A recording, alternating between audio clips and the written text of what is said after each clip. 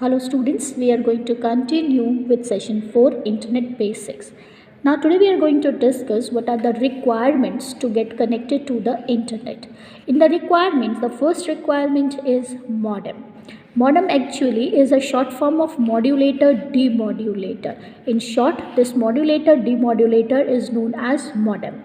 What this modem is used for? The modem is used to convert the digital signals of a computer into the analog that is going to be transferred over the telephone wires. Actually, what happens whenever we are working on a computer, this computer can produce only digital signals, and the telephone wires through which the data on the internet travels, that can understand only the analog signals. So we need something which can convert the digital signals into the analog signals and vice versa. So there comes the modem. This modem does the work of converting the digital signals of a computer into the analog signals of a telephone wire and the vice versa. Without this, the transfer of data, the traveling of data will not be possible. Then this modem can be the inbuilt modem, internal modem, or it can be the external modem. ये inbuilt or external modem, it is available in both the types. So it is one's requirement what type of modem does the person need to have. Then we have the second thing that is required is the internet connection.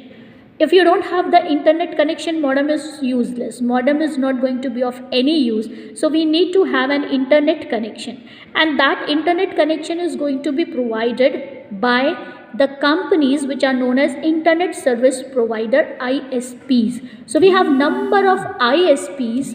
बहुत सारे ISPs are available to us like MTNL, BSNL, Tata, Airtel, Idea. These all are internet connectors. They all are the ISP, that is they provide us with the internet services, internet connections. Now that can be done, that internet connection can be accessed through the wires or through the wireless network. These ISPs are going to provide you both the type of network, wired network as well as wireless network. Then the last thing that is required is a web browser. Web browser is an application, is a software that is required to access the internet. That is, without this application, without this app, without this software, you will not be able to open any of the website. To open the website, you need to have this. So any type of web browser, there are number of web browsers available today. You may make use of any of the web browser. Like we have the browser as Firefox, you have Chrome, you have got Internet Explorer, you have got Netscape Navigator, and if you are an Apple user, you will be having Apple's browser. So any type of the browser can be used. But if you are Apple operating system user, you will be using exclusively Apple's browser, no other browser. But if you are an Android user or if you are a Windows user, you can make use of any type of the browser except the Apple's browser. Then we have the types of connections, the different type of internet connection. The internet connection can be a wired connection.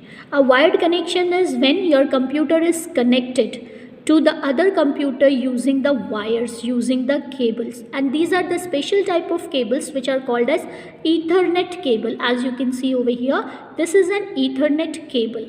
So these cables will be used to transfer the data on the network between different PCs, and to connect them we need a device which is known as router. In order to strengthen the signals, this router can be a single router in case if it is a small little network, and it can be more than one router if the connections are more. If the networking is large, we will be in need of more router.